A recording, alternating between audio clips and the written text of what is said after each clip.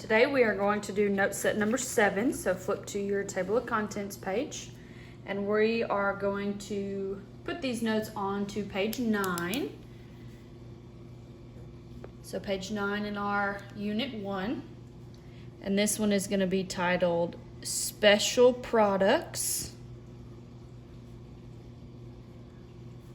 of Binomials.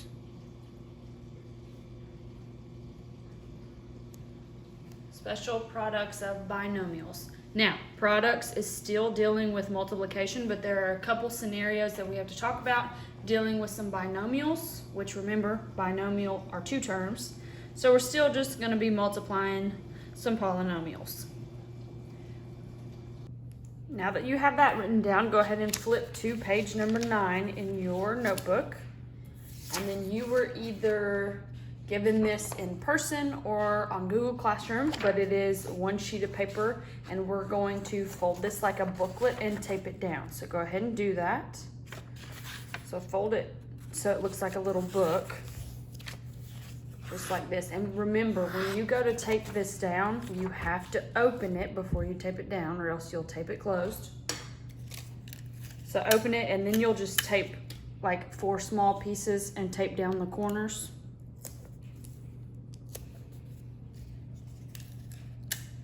Just like this.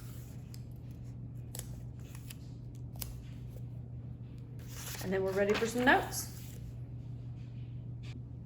Okay, so this set of notes talks about these special products of binomials. So there are 3 different special products. So we're going to label what they are, and then we're going to talk about each one. So this first and actually the second one are both perfect square trinomials.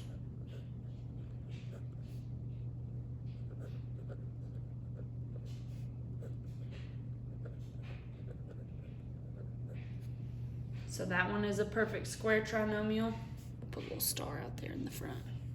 And so is the second one. And you'll see what I mean when we actually do the problem. You'll see.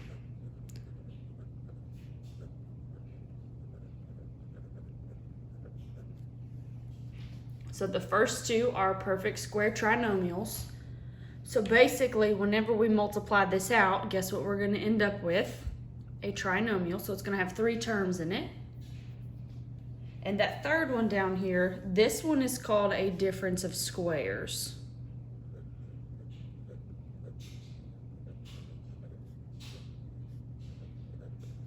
So difference of squares. So these are the 3 different special products that there are. The first 2 are very, very similar. One just has addition and the other one has subtraction, but they both work the same. And this third option down here, it's a little bit different because there is one expression with addition and one expression with subtraction, and something very specific happens with this one, so we'll see when we get there. Now that we know what they're called, let's actually do these 3 problems and see what happens. So to do this first one, it says multiplying a plus b squared. The first thing that we have to talk about is the squared, just to make sure that everybody understands what a squared does. So if you were to see this right here, 5 squared, hopefully you would know that that squared means that we're going to take 5 and multiply it by itself 2 times. So we're going to have 2 5s, multiply them together. Well, 5 times 5 is 25. And we all know that. This squared actually does the same thing, except instead of squaring a 5, we're squaring x plus 4. So anytime you see this and you are asked to multiply it out or do whatever, you need to actually rewrite this and show that x plus 4 squared is actually just x plus 4 times x plus 4. Zoom in for you. So this squared, all it means is that we are writing it out twice and multiplying each other. Now, That was technically the new part, is understanding the squared. Now what we have to do is just multiply them, which is what we did last time. So remember, there are two ways that I showed you how to multiply. We could use the FOIL method or the box method. I will be doing the FOIL method on all of these just because that's the one that comes easier to me. So here we go. And I'll remind you of what the FOIL method looks like. But remember, on practice problems, if it's not specified, you get to choose whichever one you want. So the F in FOIL stands for the first term, so we're going to multiply those first two terms. So x times x, which is going to give me x squared. And then O in FOIL is outside, so these little dudes right here. So x times 4, which is plus 4x. So remember, all FOIL is a way to help you remember how to distribute. All we did was take that x and distribute it into there. Now we have to take the 4 and distribute it into there. Okay, so now we're on I, which is the inner terms. 4 times x, that's plus 4x. And then L is last, which is 4 times 4, which is 16. Now remember, make sure that you don't have any like terms. If you do, you need to deal with them. If not, then you're good to go. This one does have like terms right here in the middle. So we are going to combine those real quick. So I've got x squared, 4x and 4x is 8x plus 16. And there we go. That's it. So this is called a perfect square trinomial. There are 3 terms, and the perfect square part comes from we took x plus 4 and squared it. So we're multiplying it by itself is what it means. So notice that if it's a plus b, everything down here ends up positive because we're only dealing with positive numbers. So let's take a look at that second case. This one deals with subtraction, so there's probably going to be some subtraction in our final answer.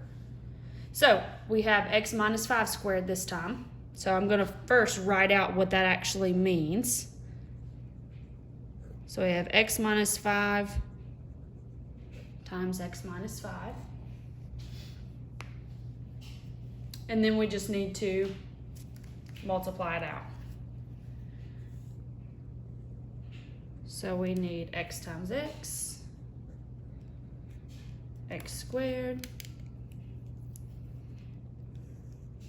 Then I gotta get that the O in FOIL, so x times negative 5. So that's negative 5x. The I in FOIL is the inner term. So that's negative 5 times x, still negative 5x. And then the last is negative 5 times negative 5, which is positive 25. Because remember, 2 negatives multiplied together make a positive. And then we need to check to make sure if we have any like terms, which we do. These 2 middle ones right here are like terms. So we need to deal with those. That x squared is by itself. And this right here, when we combine these, this is negative 5x minus 5x, so that's going to be a bigger negative. So minus 10x, and I'm going to bring down that plus 25. And there we go. So this is another perfect square trinomial. Trinomial because there are 3 terms. Perfect square because we multiplied x minus 5 times itself. Okay, so this one does have a subtraction right here in the middle because of these 2 middle terms. So that's what happens with that one. And now let's take a look at this last one. Something different happens with the last one. So this one doesn't have a squared, so we don't have to rewrite anything. We can just automatically start with multiplying it out. I'm going to rewrite it right here just so I can draw my arrows and see them. So let me rewrite this real quick. So we have x plus 6 times x minus 6. Same exact thing. One is addition, one is subtraction. So let's just multiply it out and see what happens. X times x is x squared. X times negative 6 is negative 6x. Then we're going to distribute that 6 in there. So then it's 6 times x, which is positive 6x. And then 6 times negative 6, which is negative 36. Now, you should be seeing what's about to happen right here. Hopefully. If not, I will tell you. So again, like always, check for like terms, which we have a pair of like terms right here in the middle, so we need to deal with those. So that x squared, I'm going to bring it down. The thing that happens with these two middle terms is they cancel each other out or go to 0, however you want to say it. This is negative 6x plus 6x, so they disappear. You do not see them anymore. You can, if you need a placeholder, you can write plus 0x, but I want you to know you will never see it written on any notes, practice problems, tests, ACT, anything. Nobody writes 0x. So try not to write it, but if you need it for now, you can. But these cancel each other out, so we don't have to deal with those. And that minus 36, I'm just going to bring it down. And this is called the difference of squares. And the big thing that happens with difference of squares is these two middle terms drop out. And so that's what we've got. Those are the three. So they're not too difficult. The first two, you had to understand what the squared actually did. Difference of squares, you had a term drop out. That's the only new thing. So here's what I want you to do now. Flip to the inside of this foldable, and there are 5 problems total. There's 3 over here on the left. I want you to pause this video right now and work on these 3 problems. Once you have all 3 of them done, then you can push play on the video again, and I will have the answer key for you just to double check and make sure that you have everything correct. On these, I'm not going to specify which method you need to use, whether it be FOIL or the box method, so use whichever one works best for you. Because remember, I don't care because you'll get the correct answer at the end if you do it correctly. So I will do these problems real quick. You pause this video and I'll show you the answer key once you're done. So I'll see you in a few minutes. All right, so hopefully you did pause the video and you didn't just keep going and let the answer key pop up on your screen, but here is the correct answers for all of those. And remember, I do the FOIL method because that was the way I was taught and that's what's most natural to me. If you did the box method, that's completely fine. As long as you end up with the same answers as me, then that's okay. So there they are. So take a couple seconds, check it, make sure that you're right. If it is wrong, that's okay, just fix it because we want to make sure that our notes are correct. So if you have anything wrong, just go ahead and fix it now. Now it's time to tackle these word problems. I know that you have seen them and you've probably been dreading them, but here's the thing. These word problems that we see in math are not as bad as people have made them out to be in your past. And I hope that after we've done a couple together that you are not as scared of them as you used to be. But here's the thing. In math, when we see a word problem, we get overwhelmed with how many words there are. Well, turns out in math, not all of these words are important. A lot of them are put there to distract you and overwhelm you. So what I always like to do is get a highlighter. So if you have one, go ahead and grab one. If not, underlining will be fine for now. But what I like to do is read through that word problem and underline the important stuff. since this is an algebra class, numbers are pretty important. So when you get to numbers, you're probably going to have to highlight them. That's a good way to think about it. Now, English class, a whole different ballgame. You annotate and you do all kinds of stuff. Here, we're just looking for very specific pieces of information, and that's what we need to deal with. So I'm going to go ahead and I'm going to read this first one, and we're going to underline, and I'll help you. I'm going to help you with these two. So it says, a square swimming pool is surrounded by a cement walkway with uniform width. The swimming pool has a side length of x minus 2 feet. And that's the pool. So a pool has a side length of x minus 2 feet. Probably going to need that. Then it says the side length of the entire square area, including the pool and walkway, is x minus 1 feet. So that's pool and the walkway. Probably going to need that. That's the other expression. So then we need two things. We need to write an expression for the area of the walkway. That's number one. And then we're going to find the area of the cement walkway when x is equal to 7. That's the second thing. That second thing actually is going to be super easy because it's just like one step after the write the expression part. So let's go ahead and work this problem out. I do want to tell you this is not a lot of space, so if you tend to write big, write small. That's another thing. Okay, so the second piece of advice, so first piece of advice when dealing with word problems is underline what's important or highlight what's important and try to forget about the rest. Because all of this stuff was not necessarily useful. Second thing, draw a picture. Pictures will help you understand what you are actually trying to find. So I'm going to draw a little picture over here. It's going to be a tiny one, and don't judge me. I'm not an artist. So first thing we have is a square swimming pool. So I'm going to do my best to draw a square. That's what I got. There's my square swimming pool. And that swimming pool, remember, had a side length of x minus 2 feet. Now, when we talk about a square, all of the sides of a square are the same. So since this side is x minus 2, so is this one and this one and this one. They're all the same. Okay? It says that this square swimming pool is surrounded by a cement walkway with uniform width. That means that they put a sidewalk around this pool and it's the same width all the way around. So let's say like that. Okay? And that's a pink line. I know it's hard to tell, but I drew it in pink.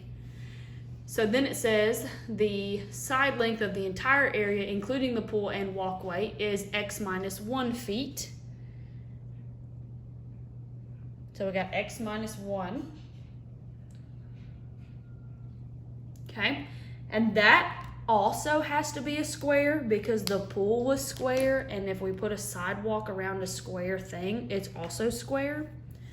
So that's my picture. It kind of helps me understand what's going on. The first thing that we have to try to do, it says write an expression for the area of the walkway. So I'm going to highlight what we're looking for. We are looking for the area right here around the pool. Now, your thought process should be trying to come up with ways that we can actually do this. Anytime you are given a problem like this, most math teachers and all the people that write math tests go about this a specific way. Take the area of the whole thing, and if we subtract out the pool, the only thing that's going to be left is the walkway. So take the whole thing, subtract the pool, and what's left is the sidewalk or the walkway. Okay? That's how this problem is going to work out.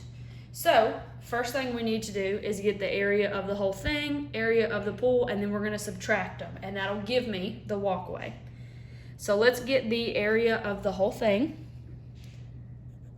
So I'm going to just use A for area, but it's got to be a capitalized A. So A, I'm going to put area of all. Okay? So that means area of the whole thing. Now, remember, area of a square is length times width. So here's our length times width. Well, if this side is x minus 1, so is this side. So length times width is just going to be x minus 1 times x minus 1 because it's a square. okay? Then we just multiply this out. We've been doing this for like 2 or 3 days now, so we're gonna multiply this out. I'm gonna do the FOIL method. If you like the box method better, you can do the box method.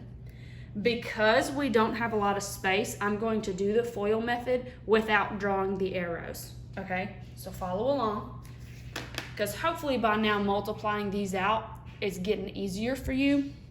So first thing, I'm gonna distribute this x in there. So x times x squared, x times -1 is negative x. Then I'm gonna distribute that -1 in there. -1 times x is negative x. -1 times -1, +1. Then I need to clean it up a little bit, combine like terms. And remember, it's usually the middle terms that you can do anything with if you can. Those are gonna combine. So I'm gonna have x squared minus 2x plus 1. Okay? So all I did was multiply it out, and I just didn't draw the arrows. I kind of drew the arrows in my head. And if you get to the point where you can do this, because hopefully multiplying is getting easier, then you can do this. So this is the area of the whole thing. Now, if it asks the area of the whole thing, then you could stop right there. But we're wanting to know the highlighted part, that walkway.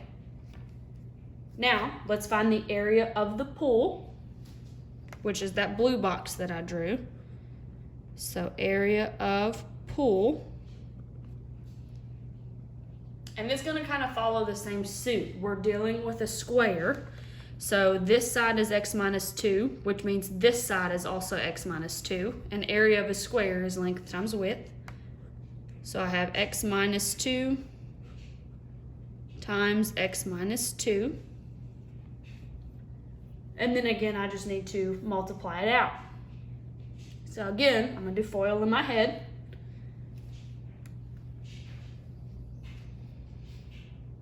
Okay, so I'm gonna distribute this x first. So x times x squared, x times -2,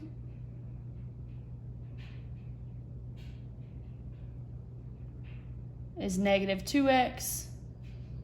You know what I just noticed? This is supposed to be x plus 1. Okay, let's finish this up and then we'll go back and fix this one.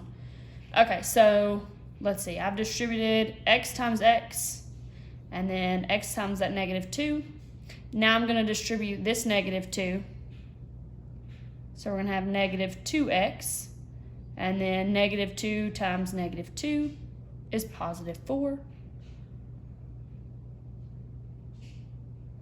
Okay? So then we're going to combine those middle two terms. So I'm going to have x squared minus 4x plus 4. Okay? So there's that one, and that one is right because it's x minus 2. So now, let's backtrack. My bad if I was standing in front of all of you. You guys would have been like, hey, Coach Stecker, I think that's supposed to be x plus 1. But the thing is, I'm standing in my kitchen and you aren't in front of me. So it takes me a second to catch my mistakes when I make them. And I make them all the time. Okay, so let's backtrack. It's not going to change a whole lot because we're dealing with the perfect squares. So, fixing an error here that I made a mistake. So let's just backtrack. It says the area or the side length of the entire square, pool and walkway is x plus 1. This one right here is supposed to be x plus 1. Hopefully you did it right on your notes and you just ignored what I have here. But here's how it changes. This is x plus 1 and this one is x plus 1. Well, the only thing that changes are these two right here. Instead of being subtraction, since everything is positive, all of these are going to be positive. So that's 1 plus 1, so this is going to be plus 2x. So, easy fix, and I am sorry that I made a mistake, but it happens. I'm human, and I actually make a lot of them, but I'm making a video, so normally I edit them out. But I'm deep in this problem now, and I can't go back and edit this one out. So, my bad, but here's the fixed one, okay? Wish you guys were in front of me because you would have definitely caught that one. Okay, so now let me get my bearings right again. We have the area of the whole thing, area of the pool, and now I'm going to, it says write an expression for the area of the walkway. This is all I could do with the information that they originally gave me. Now, I'm trying to come up with the area of that highlighted thing. So remember, when people make these problems, their brain is area of the whole thing minus what's inside. That'll give you the highlighted thing. So let's do that now. So we're going to do area of walkway. Okay. Area of walkway.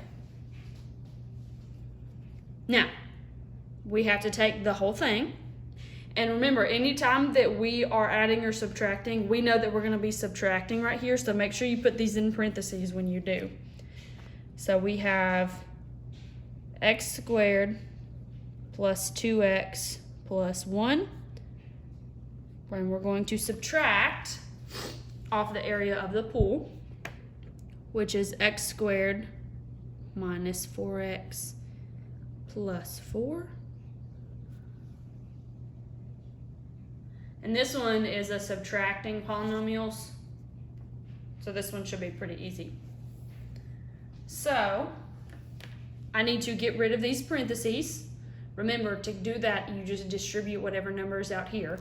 This one is a positive 1. Well, when we distribute a positive 1, nothing changes. So I'm going to bring that down. X squared plus 2x plus 1. And then this one is actually a negative 1. And when we distribute by a negative 1, the only thing that changes in here are these signs. So I'm just going to take all that stuff inside that parentheses and flip the sign. So we have negative x squared plus 4x minus 4. If you can't remember that little trick, then just actually multiply it out and you'll get the same thing. Now we clean it up, combine like terms. Remember, start with your highest exponent because that's how they're supposed to be written. So I'm going to box these for us. So we have x squared minus x squared. So those go away. Then I have 2x plus 4x. So that's going to be 6x. And then I've got 1 minus 4, which is going to be minus 3. And this is the area of the walkway. Okay? Area of the walkway. Found it. Because we took the area of the whole thing, subtracted off the area of the pool, and that left us with the highlighted walkway around the pool. So that was the write-in expression part.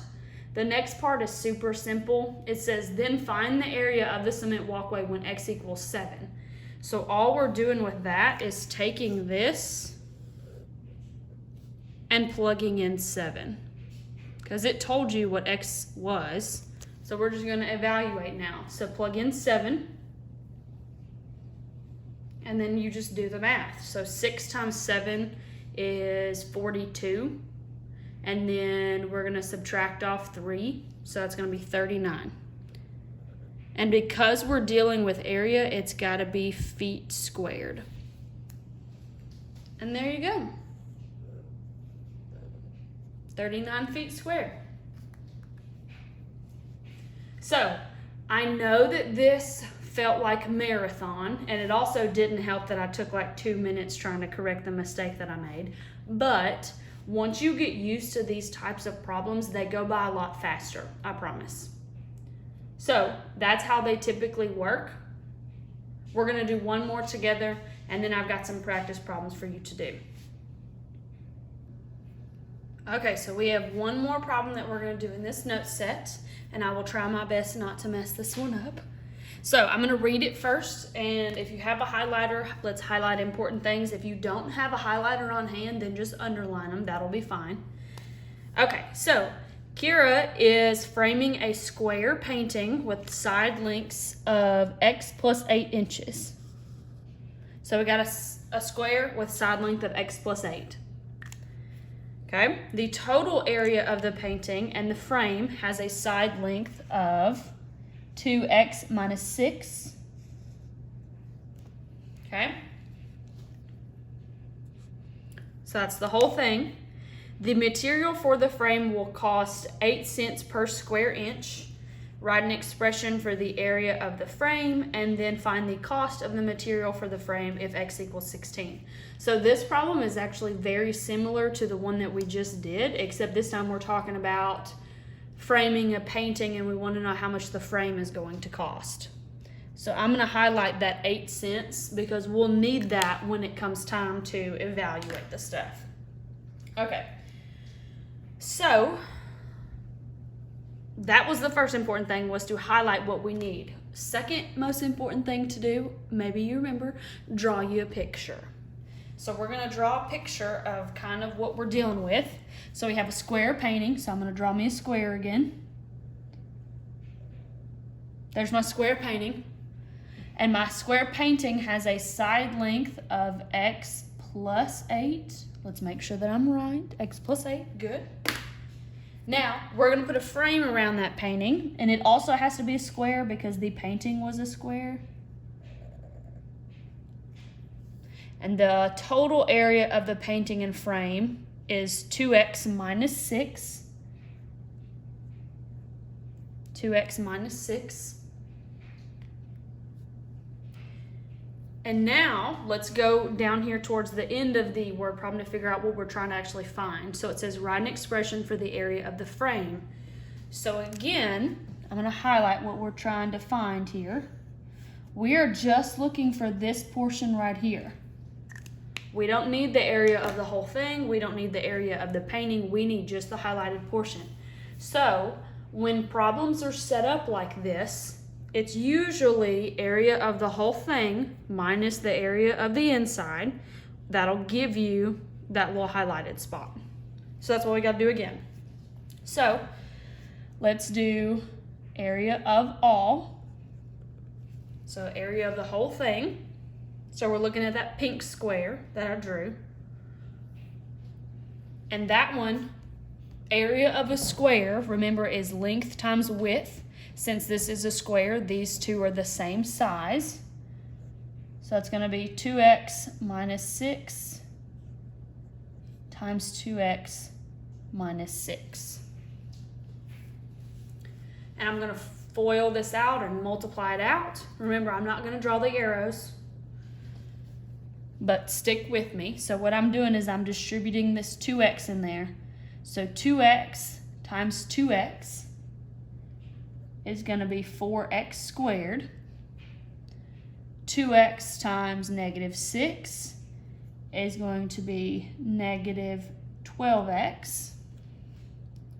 Now I'm going to distribute this minus 6. So negative 6 times 2x is negative 12x again. And then negative 6 times negative 6 is positive 36. Okay, now I just need to clean it up. These two middle terms can be combined, so I'm going to get this cleaned up. So this is 4x squared. These will combine to be negative 24. So minus 24x plus 36. So this is the area of the whole thing. Okay. Now we need to find the area of the painting. Right there. So area of painting.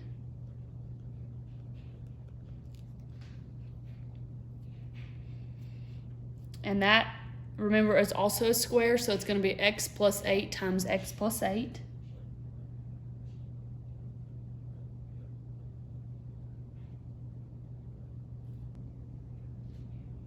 Okay, so we have this set up, and so now all I'm going to do is multiply this out. So x times x is x squared. X times 8 is plus 8x. Now I'm going to distribute that 8 down below it. So 8 times x is plus 8x. And then 8 times 8 plus 64. And now remember, clean it up if you can. So these two middle terms can combine. So it'll be x squared plus 16x plus 64. And that's the area of the painting. So we have all the information now that we need to actually find the expression for the area of the frame. So it's just like we did last time. So let's write out area of frame. Now, in order to find that highlighted spot that I've got to take the area of the whole thing minus the area of the painting, and that'll leave me the frame. So it's going to be a subtraction problem, so make sure you put it in parentheses whenever you start writing it. So we have 4x squared minus 24x plus 36 minus x squared plus 16x plus 64. Okay, so now get rid of the parentheses, so distribute whatever number's in the front. So this one has an understood positive 1, and remember, when you distribute a positive 1, that's multiplying by positive 1, and nothing changes, nothing happens. So I'm just going to bring that down. So 4x squared minus 24x plus 36. Now, this second set of parentheses, though, has this minus sign in front of it. So that's actually an understood -1. And when you distribute by -1, the only thing that happens are these signs are going to change. If you forget that or for some reason can't remember it, then just multiply by -1 and you'll see it work out. So this is minus x squared minus 16x minus 64. Okay. Now let's clean it up, make it nicer to look at. So combine like terms. So we have 3x squared, or sorry, I just told you what it was. We have 4x squared minus 1x squared. So that's going to be 3x squared. And then I have -24 minus 16x. And that's going to be minus 40x. And then the next one is 36 minus 64. So that's going to be -28. So here is our expression for our frame.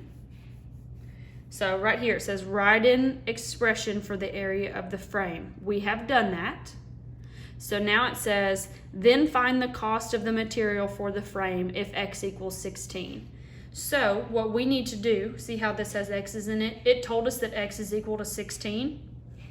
So we're going to come up over here.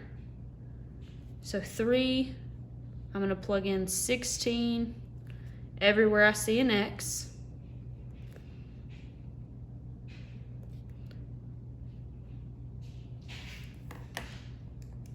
Okay. And I went to go get my calculator because I do not expect you guys to do this in your head, and you will always have a calculator with you if you're in my class. Online, I can't really, if you don't have one at home, that's okay. I'm going to always have mine. So what I'm going to do now is I'm just going to write that out. Anywhere we substituted the number 16 in, you need to have parentheses around it, even when you're typing it in on your calculator. Because if you don't, sometimes the calculator doesn't know which operation to do first. So let's see. I got 3 times 16 squared minus 40. All right, good deal. So we have 100.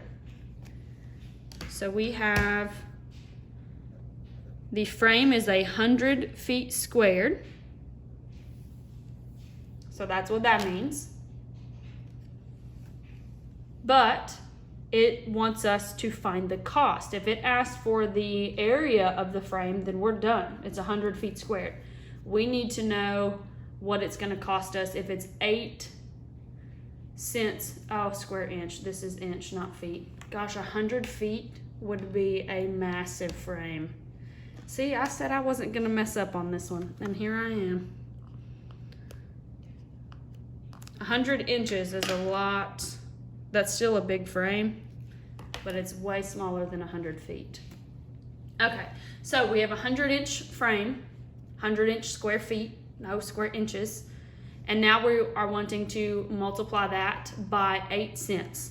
So I'm going to have 100 times 0.08 because that's 8 cents. So this is 8 cents per square inch.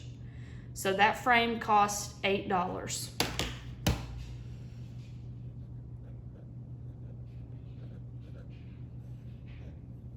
And there we go.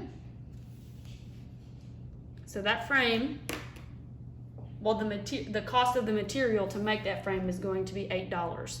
So artists, they need to think about at least this part, how much the material is going to cost to make the frame, because then they're wanting to sell their piece of art. So they have to keep this in mind. Okay? And that's how you do it. So keep in mind, word problems, they do not suck. You just have to highlight the important stuff that you need and then draw a picture if you can. For the beginning of the school year, these word problems, I'm going to be there with you and I'm going to walk you through them and help you understand what it's asking. So that way when you see word problems by yourself, you're not terrified of them. So that was all of the notes.